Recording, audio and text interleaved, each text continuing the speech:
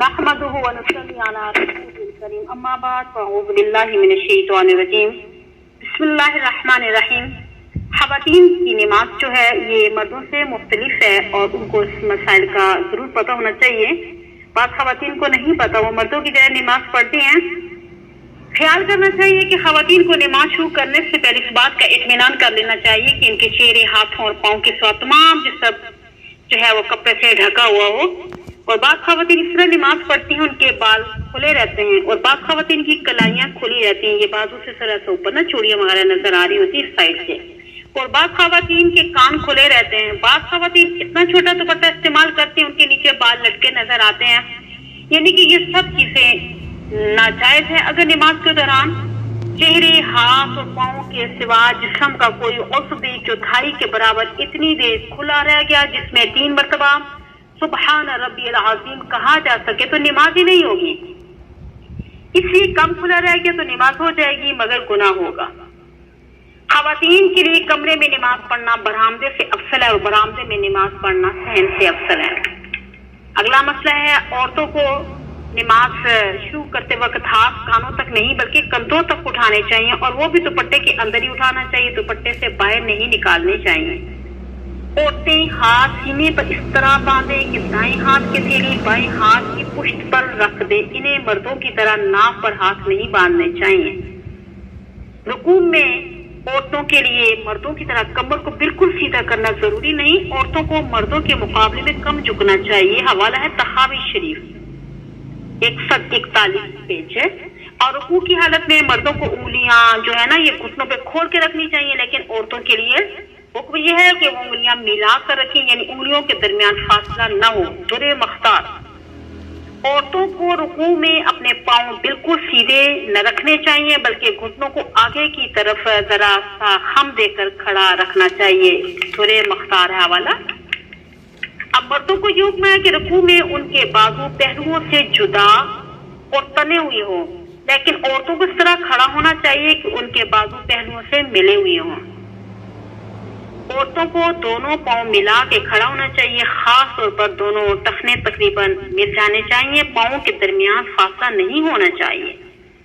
अब सजदे में जाते वक्त मर्दों के लिए ये तरीका बयान किया गया कि जब तक घुटने जमीन पर न टेके इस वक्त तक सीना न झुकाएं, लेकिन औरतों के लिए ये तरीका नहीं है, वो शुरू ही से सीना झुकाकर सजदे में जा सकती हैं।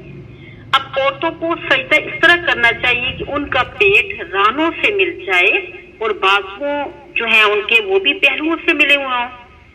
ये अच्छी तरह समझे कि सजदे का बहुत कुछ नहीं, सजदा बहुत सी औरतों का गलत होता है।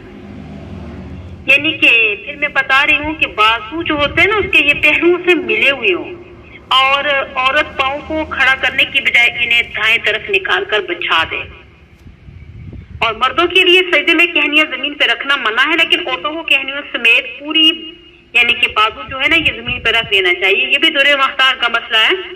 और सजदों के दरमियान और अत्तहियात पढ़ने के लिए जब बैठना हो ना तो फिर कूल्हे पर बैठे और दोनों पाँव दाएं तरफ को निकाल दें और शरीर दाएं पेंडी पे रखें। और मर्दों के लिए हुक्म यह है कि वो रुकू में उंगलियां खोल कर रखने का एहतमाम करें और सजदे में बंद रखने का, और नमाज के बाद के फाल में इन्हें अपनी हालत पे छोड़ दे, न बंद करने का एहतमाम करे न खोलने का। लेकिन औरत के लिए हर हालत में हुक्म यह है कि वो उंगलियों को बंद रखें, यानी उनके दरमियान फासला न छोड़े, रुकू में भी, सजदे में भी और 2 सजदों के दरमियान भी और क़ादों में भी।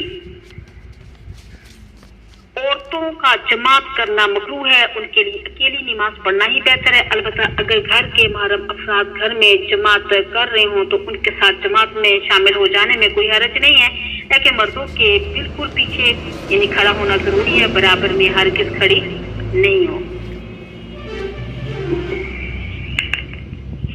नमाज दीन का सुकून है, उसको ठीक ठीक सुन्नत के मुताबिक अदा करना हर मुसलमान की जिम्मेदारी है। हम लोग बेफिक्री के साथ नमाज के अरकान जिस तरह समझ में आता है अदा करते रहते हैं, इस बात की फिक्र नहीं करते कि वो अरकान मसनून तरीके से अदा हों और उसकी वजह से हमारी नमाज सुन्नत की अनवार और बरक़ात से महरूम रहती हैं। हालांकि इन अरकान को ठीक ठीक अदा करने से न वक्त ज्यादा खर्च होता है न मेहनत ज्यादा होती है, बस जरा सी तवज्जो की बात है। अगर हम थोड़ी सी तवज्जो देकर सही तरीके सीख लें और इसकी आदत डाल लें तो जितने वक्त में हम नमाज पढ़ते हैं ना इतने ही वक्त وہ نماز سنت کے مطابق ہو جائے گی اور اس کا اجر و ثواب بھی اور انوار و برکات بھی زیادہ ملیں گے.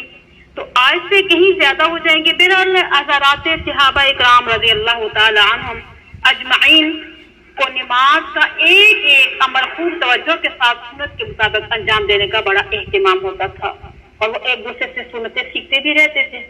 اسی لیے یہ عورتوں میں ذرا بہت زیادہ یہ سجدے میں کمزوریاں پائی جاتی ہیں, نماز کے طریقے پوچھتے رہتے ہیں, کوئی اوپر کر کے نماز پڑھتا ہے, کوئی سجدے میں بہت زیادہ غلطیاں پائی جاتی ہیں. اس لیے یہ سنت کے مطابق قربہ حوالہ میں نے آپ کو بتا دیا.